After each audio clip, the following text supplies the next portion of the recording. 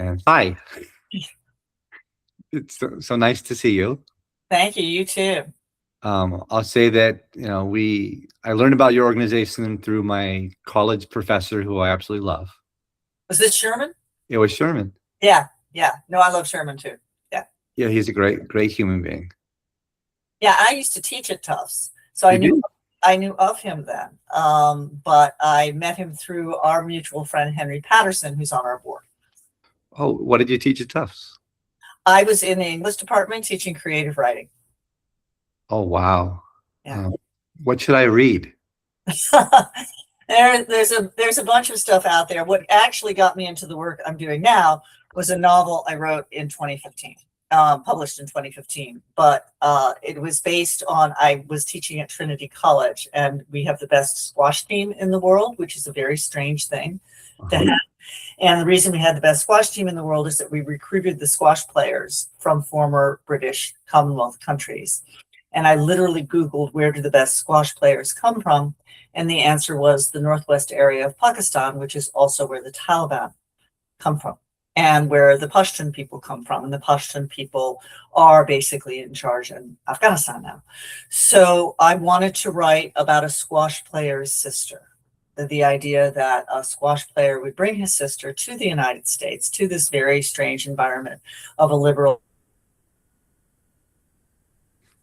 of just for fun with a Jew, and what would happen. And in order, in the end, to actually find out what would happen, I had to travel to northwest Pakistan on the border with Afghanistan and speak with a lot of people there, particularly young women. So when the women in Afghanistan were thrown out of their universities, I felt as though I had an inkling of what they were like and what their ambitions were and how they felt about things, because I'd spent a lot of time with people just across the border from them and basically in the same kind of cultural area. So I stepped up at that point. So that novel, which is called A Sister to Honor and focuses mostly on honor culture in areas like that, and also in our own society in sports, was the long ago seed that didn't actually get watered until this came up. So I don't know a lot, but I know a teeny bit. Mm-hmm. No, I read Kite Runner. I read A Thousand Splendid Science. Suns. I Yes. was uh, moved, horrified, wanted to do something. I paid attention to politics. Yeah. I haven't thought of it a lot lately. There's so much else to think about. Yeah. Yeah. Can you kind of take me home? Like what like what's going on? Like what are you doing? What's happening?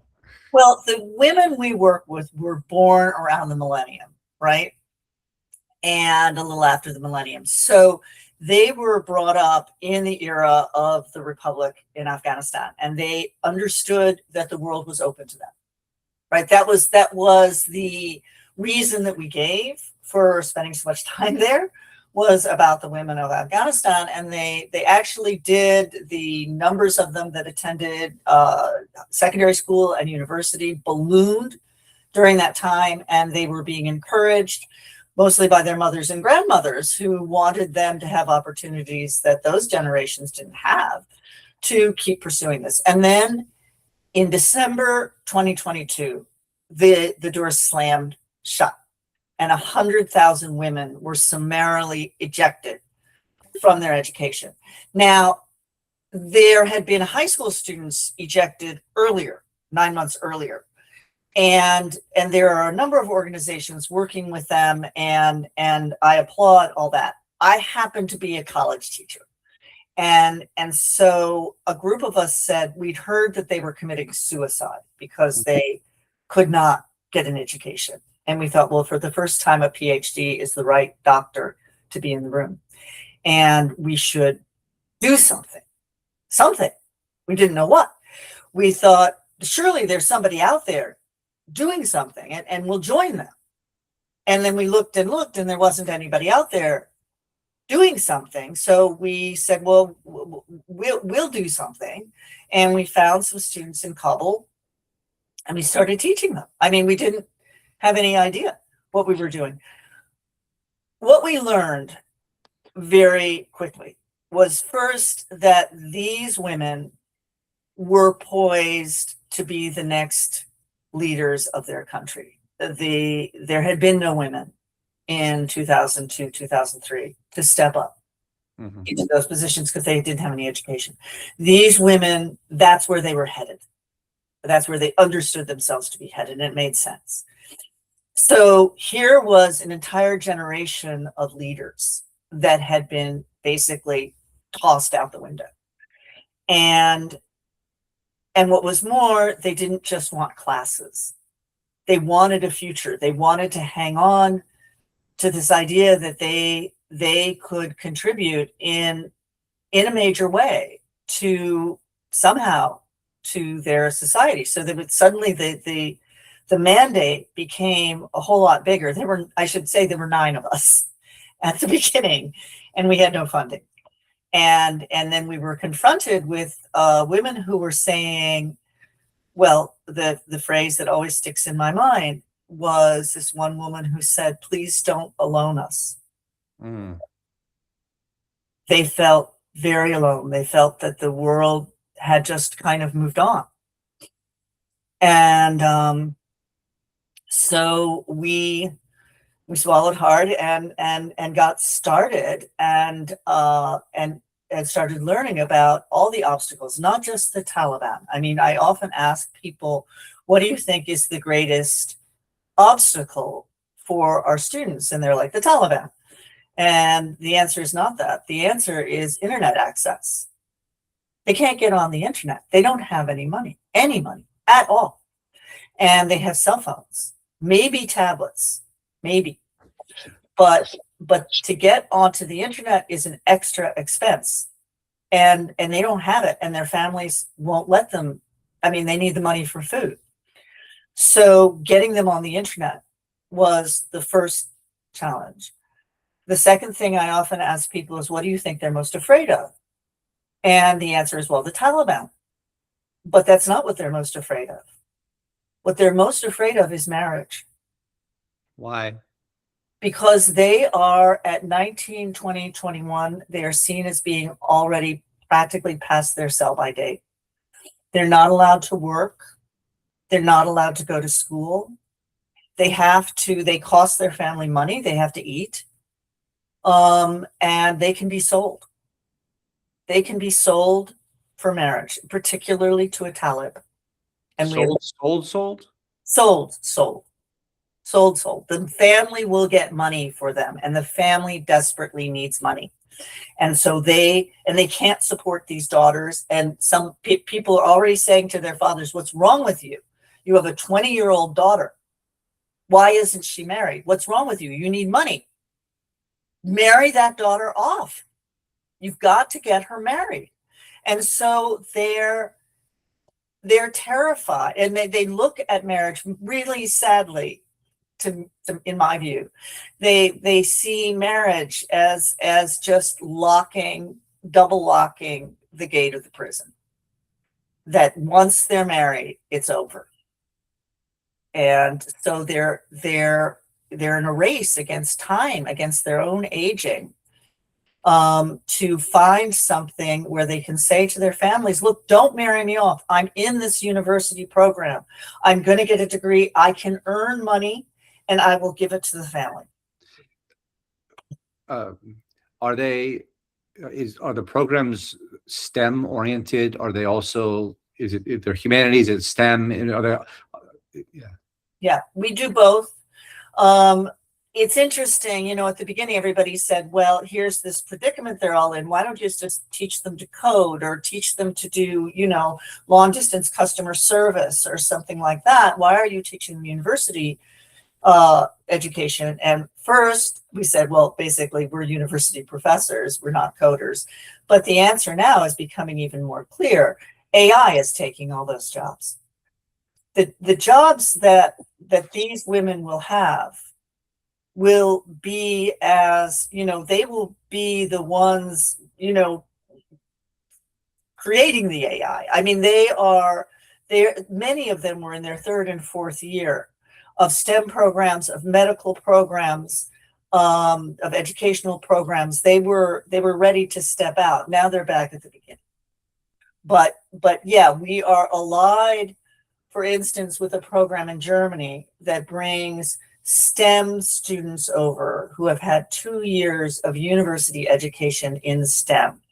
They can get a full scholarship to a university, English-speaking university in Germany, and earn a German degree in STEM and get a job.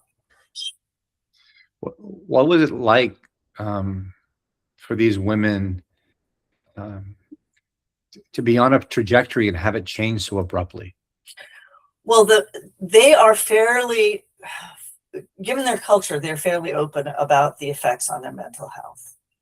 And I will say that we have lost students to depression and worse. We often don't know. They do reach out to say, I'm not sure I can carry on. My father has been killed, or my father has become violent or something, and they don't want me to study anymore, and my mental health is suffering. And then there's not a whole lot we can do for them, but they are fragile. They've been really tough up to now. And now we're in the fourth year of this, and they're fragile. So we began in the middle, and now I want to move to the beginning. Yeah. Can you say a little bit about you and the organization and what you do? Sure. So, as I said, we started as 9 of us in Connecticut, mostly out of Trinity College. And it felt to me, I mean, I was just happened to be the person in the meetings who made the mistake of putting up my hand, when people would say, well, does anybody know how to make a website? I was like, oh yeah, I have an author website. I know how to do that. So the next thing you knew, I was kind of managing things. And so I got calls. I mean, there were 9 of us teaching, but someone would go on vacation. It was summer when we began. I got a call from a woman in Germany, an American in Germany, who had gone hiking with a woman from Ireland. And the woman from Ireland had told her that there was a program in the United States to teach Afghan women. And the person who called me was a professor in urban planning. And a lot of our original students were in urban design. They wanted to help redesign their cities to be, better places to live. And so she began teaching for us, as did the woman in Ireland. There is an author I had met once she's Italian, and she had come to give a talk in New England, and I'd gone to her talk because I was learning Italian. And we chatted for a while afterwards, and she gave me her email because if I was ever in Italy, I could look her up. And so when we found that we needed some help to get the students on the internet, I sent out a note to everybody whose email I had. She received the note. She published an article in an Italian newspaper, and suddenly we were getting all of these volunteers from Italy. So this was all happening within the first 4 months. And meanwhile, the 75 students that we'd had who had taken whatever we had to offer, philosophy, math, political science, whatever people were teaching, they're like, I'll teach that. Engineering, we had an engineering professor. They were telling all their friends. And so we were getting emails from everybody all across Afghanistan. And then by September, so we began in June, by September, it was just, I want to say exploding, except that's a military and violent metaphor. So let's say blooming. It was blooming very rapidly. And I was overwhelmed. And so were the sort of 2 other people who were trying to organize. And I knew an Afghan refugee who had worked in the presidential palace with a lot of universities in Afghanistan. And but he needed a job. He couldn't just be a volunteer. So I had 10 years ago, a little bit more, I had ghostwritten a billionaire's memoir. I can't tell you who he is. It It was a one-off. It's not really what I do, but I had ghostwritten this billionaire's memoir. And so I called a friend of mine who was a fundraiser, and I said, I think I'll have one chance to ask my friend, the billionaire, for money. How do I ask for money? And she said, you ask for advice. So I called him up and I asked him for advice. And he said, you need money, don't you? Because I was not the first one to use that on him. And I said, yeah, I think we do. And he added up what our costs were and said, okay, I'll give you the seed money. I'll give you for the first year. So to clarify, you have an organization that helps Afghani women in a particular way. Yeah. Yeah. How does it work? So once we got the internet access, because he had money,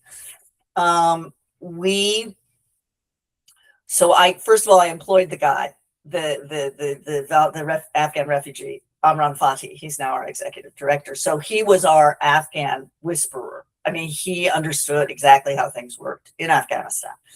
And he helped us find a way to get data to the students, that is to say, cell phone data, which would allow them to access the internet, which also meant we had to get organized and keep track of their attendance so that their father or their brother didn't take their cell phone and go watch cricket and use up all their data. So we started a process of vetting and enrolling students all across Afghanistan. We were very clear that we didn't just want students who had wireless in Kabul. We were suddenly... Are these women of a particular age, or men and women, or who are? They had to be women who had graduated from high school. And so that had to change over the years a little bit because, of course, high school had been shut down. But they had to have graduated from high school. They had to give us evidence of that. They had to give us evidence that they were who they said they were, so we wouldn't be infiltrated by the Taliban. So we had to have their Tazkira, which is their national ID card. And they had to write they had to take an English proficiency test because we realized we're not ESL teachers, we're university professors. So we had to be sure that they were at a level where they could take classes in English. So they had to pass a proficiency test. So we had to find a proficiency test and write a little essay that just said why they wanted to study with us. And then we took them. And we went from 75 to 200 to 500 to 800 to 1,000. And is this all online? Are they convening in person? How does it work? It's all online. We can't and don't employ, we don't even take any volunteers from Afghanistan. It's too dangerous. What the students are doing is actually not illegal. So they're in their homes. Picture a student in her home on her cell phone, taking a class in physics. I mean, trying to do physics experiments on her cell phone, which you can do that, but you have to be careful about it. She's in a Google or Zoom classroom. She doesn't show her face because of security concerns and because of bandwidth. It takes too much bandwidth, and even with the data, the internet sucks in Afghanistan, and she'll lose connection if she tries to show her face. So there's a whole bunch of little gray squares with little avatars on them, and that's her classmates. And then there's the professor, and she can see him or her. And they interact through the meeting and through the chat. And also we started creating Google chats, because it's the most secure thing for them to get materials from the classes. So all the audio recordings, not the videos, the audio recordings, so the videos have their names, but they can get the audio recordings. So if they lose connection, which they often do, they can listen to the audio. They get all the assignments on the Google chat. So we have a lot of materials. We teach synchronously. There's so much to say. It's really important to our students to have a classroom. We have a lot of refugees from online self-paced programs. You can get those. You can get a course in whatever through AI online. they're in their homes. They're the only ones frequently in their homes who speak English, who have some university or graduated from high school. They're on their phones. It's noisy in the room. They've got brothers and sisters and cousins everywhere. They're trying with their headphones to pay attention. And they are so hungry for an academic community. It's really hard to grasp. Are they talking to each other? Are they just, is it like YouTube? They're just listening to something? Are they talking? Are they interacting? So that's the thing, is that it's like COVID. They're in a Zoom classroom. They're talking to each other. They form groups with each other. We have a student advisory group that is now really tight and really strong group. They didn't know each other before, but now they are part of this community. And after a year or so of this, we started seeing student evaluations, because like good little professors, we send out forms for student evaluations that started saying that what they really are valuing is the community. We hadn't thought about that they feel like now they have classmates, they have a community, they have other women who are doing this. When their extended family says to them, stop doing this and get married, you know, your uterus is going to dry up by the time you're 25. This is ridiculous what you're doing. They can say, no, there's a whole community of people doing this. Can you kind of pick a person that has mattered to you? Oh my God, yes. So take my girl Nadia. So Nadia has been with us since the start. And I realized when I first had Nadia in a class that she's basically legally blind. She can see, but barely. And when she started, she didn't have glasses because she's in Bamiyan and there weren't any, doctors in Bamiyan and she didn't have any money. So the reason that the probable reason that she's legally blind is it's just damage done to her eyes because her father, they're Hazara, which is the most beleaguered minority in Afghanistan and also the minority that has cared about education for the longest time.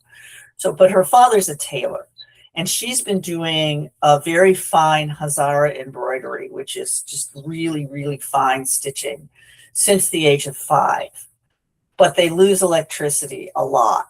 So she's been doing this in poor light since the age of 5, and now she's 21, 22. But she started as a low intermediate student and she worked her way, by low intermediate, I mean in terms of English, but she worked her way up through all of her classwork to where she got a high score on the TOEFL exam. She was doing really well, but her father was broke. And he said, we're moving the whole family out of Bamiyan into the ancestral village up in the mountains because we can't afford to live here. And there's no electricity and no internet in the ancestral village. So she wrote to me and said, Professor, I have to leave AFSO because we're moving to the ancestral village. I can't connect. And we said, wait a minute. How much would it cost you to stay in Bamiyan? And she said, well, my relatives will rent me a room, but it'll cost me with the room and food, it'll cost me $60 a month to stay in Bamiyan. And I said, well, we'll fund you for 6 months in Bamiyan for $60 a month. I mean, we can do that if we consider it an educational expense. So she stayed in Bamiyan. She's taking the classes.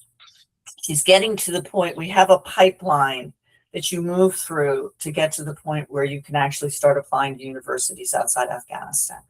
And she's getting to that point, but the Taliban found out about her and they started bursting into her apartment and she would suddenly shut the phone. And this happened often enough that she finally said, you know, I can't, they're harassing me. They're telling me they're going to marry me to a Talib. They keep asking me where my father is, why my father isn't here. How dare I live alone? And so she said, I have to leave. And she walked. Now, I don't know what she wore on her feet, if she wore anything, but she put on her burqa. Remember, she can't see very well anyway. She walked at night. It took her 3 days to reach the village where her family was. It took 3 weeks for Nadia's feet to heal from the walk. As soon as her feet healed, She hiked up to the top of the mountain where she could get a cell phone signal. And she wrote to me and she said, Professor, I don't know when I'm going to be able to come back, but while I'm up here on the top of the mountain, can you send me some books, some PDFs of books, and I can download them to my phone so that I can keep going while I'm here. And she stayed there for a year. And then I don't know whether she earned her own money or what.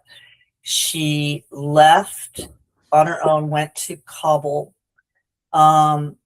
is earning money, doing embroidery, never leaves her apartment, stays with some other young women whom she met through AFSA, and has now been awarded, I don't know if she's going to get there because it's pretty dangerous, but she has gotten a scholarship from Russia, and she may go there to university. But it just breaks my heart every day. So many things that you're doing, but what's the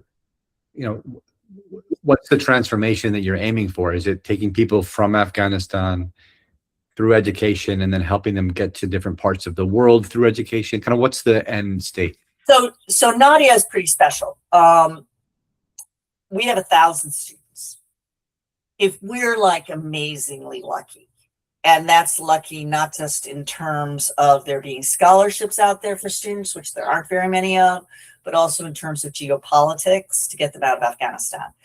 If we're really lucky, maybe 30 of those students will get a scholarship and be able to leave the country and enter a university outside Afghanistan. And that's also including their families giving approval, which I just heard from a student who has a scholarship to Duke University in China, that her family may put the kibosh on it and she won't be able to go. I don't know. But if we're lucky, 30 of them can get out. That leaves 970 students. What about them? And people ask me this all the time. What about them? And the first thing I want to say is that these are brilliant and resilient human beings, and an educated life is a more fulfilling one, and they should have that. There's no reason they shouldn't have that. So putting aside all of the facts and figures, which are out there, of how much they contribute to the economy and all of that, which they will, they deserve a life of the mind, because that's what they want and that's what they fought for. But they do, in fact, contribute to the economy. That is to say, they can get some work as educated women. They also are educating their siblings, all of their nieces and their nephews, because most of those nephews don't have decent education anymore either. Their daughters, many of them now are married, that they're continuing with classes. Their community, many of them teach classes in their basements, if they have basements, or online in their small community. So that spreads, and they will be there. There's no Afghan I know who believes that the Taliban will still be there in 10 years. Nobody. We don't know what will be there, but they don't think it'll be the Taliban. And they'll be ready. So I'd like to tell you about different kinds of friends that I have. Yeah. And maybe very briefly, we can talk about how these types of friends could help. Yeah. I'm going to tell you about maybe 4 types of friends. Sure. So the first type is phenomenal senior executive women who work in very well-known tech companies in San Francisco, New York, Boston, globally. Yeah. Tech companies that we all know the names of. Right. So you're talking to them. How would you like them to help you? So that's a really good question. One of the options that we have and that we're exploring in terms of expanding is an online degree. So in other words, we can't get our students out of the country. If we have robust university preparation, they can enter an online degree. We support them with data, and they can get their BA or even their master's degree online. What then? Because there they are in Afghanistan. Well, there are, I know, some initiatives in Europe, but I don't know that they have really landed the plane.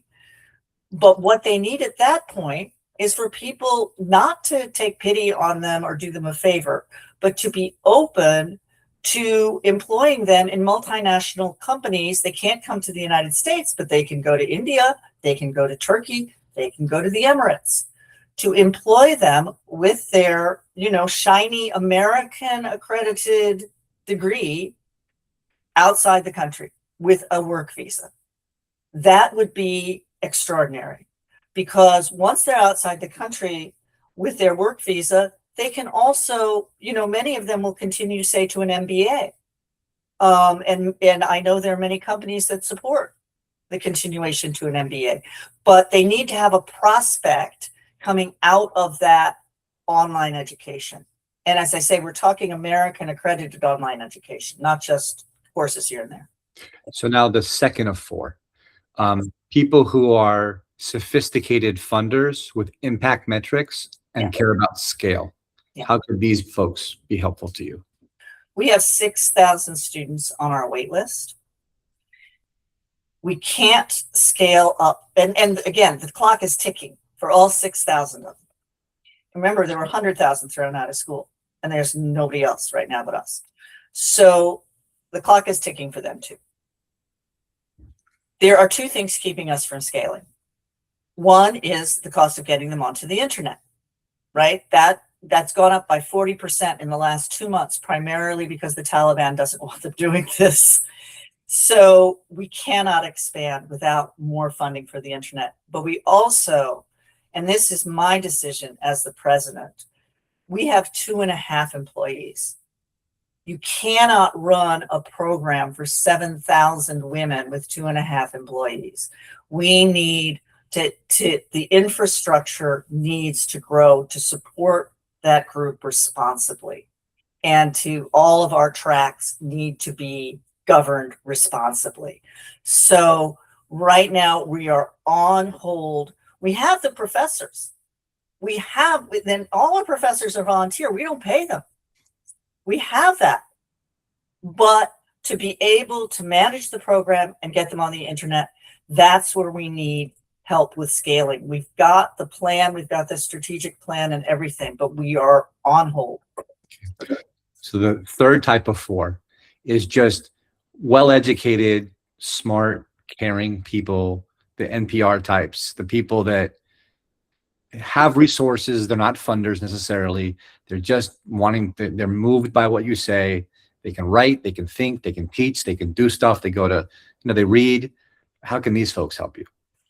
So first, I say we have plenty of professors, but we always do need volunteers. I mean, that's just always true. I mean, honestly, the ones who volunteer the most are philosophy professors.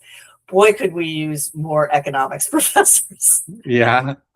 And so anybody with any connections in higher learning can always help us spread the word, both for professors and, I should mention, for teaching assistants, because every single class has a TA. It's really important.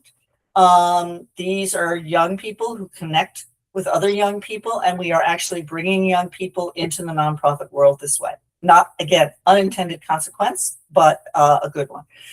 The other thing is simply to let people know. I mean, Amran, our executive director, and I and other members of our board are perfectly ready to travel around, visit people, talk to their friends at a dinner, a lunch, a coffee, at churches, because this has fallen off the radar.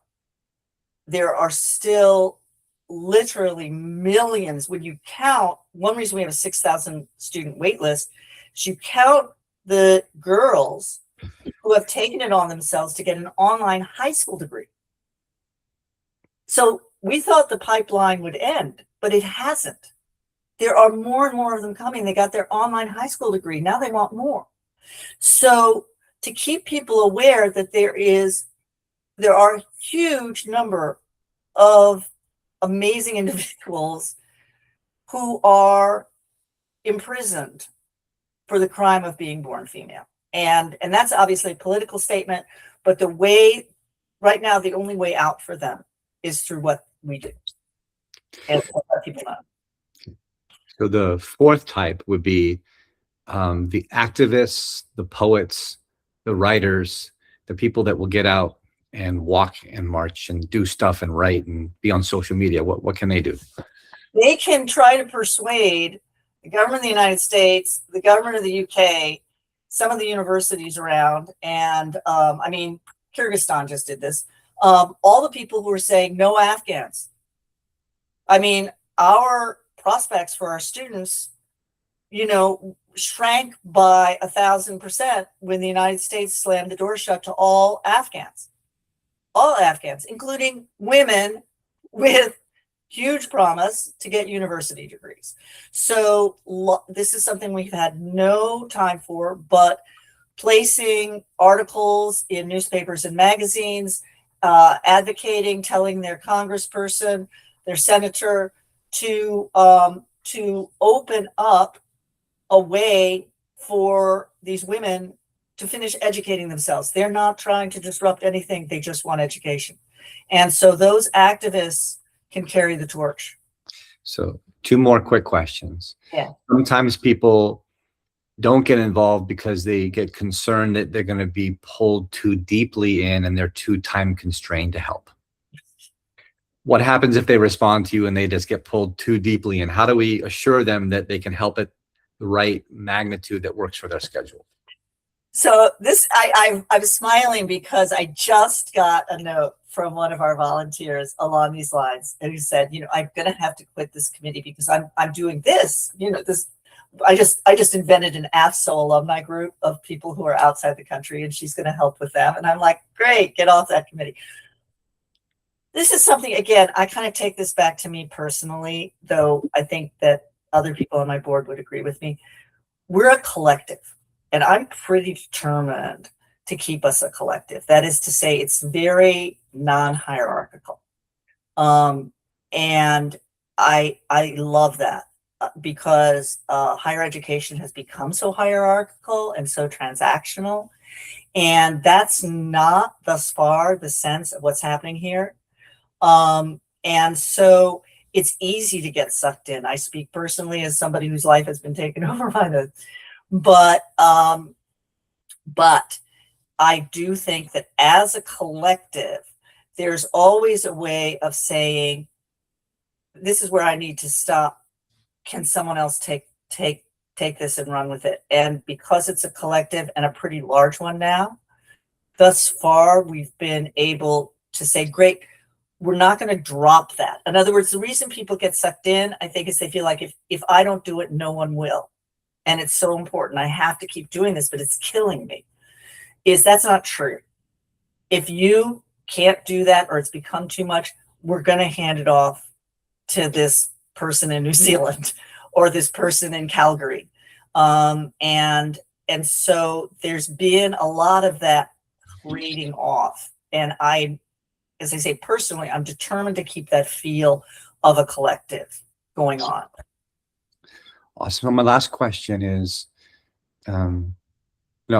I trust you because of the way we met, which is through a professor who I love and through getting to know you and the conversation and the website and all the good stuff.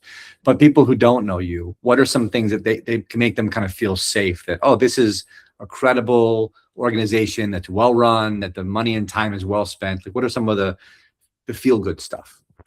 I think the feel good stuff, I feel like there should be a sitcom in a way about the leadership of ASO, which, you know, the two central people in the leadership are myself and Amran Fatih, who's the executive director. And, you know, I come out of the world of creative artists and the academy, and Amran comes out of the world of public policy. And that's why it's such a wonderful sitcom, because I think on the one hand, and I think this is kind of true of the broader leadership, we have an interesting tension between people who are always reminding us that this is an organization. We need to have policies. The policies need to be written. We need to, you know, check and double check and triple check and make sure that this is all solid. And the people over here are saying, look, why don't we try this? And so on the one hand, I think we have really good management that sort of keeps a lid on people like me. And on the other hand, I think because in a way, we're not career nonprofit people. We're not people who said, let's build an NGO and all of that because we built the plane as we were flying it. We're actually pretty ordinary people who are still continuing to learn. So that tension, I think, is what keeps the organization from, on the one hand, becoming a bureaucracy, and on the other hand, from becoming something completely fly by night. So nice to meet you. I'll hit stop on the recording and we'll keep talking. I hope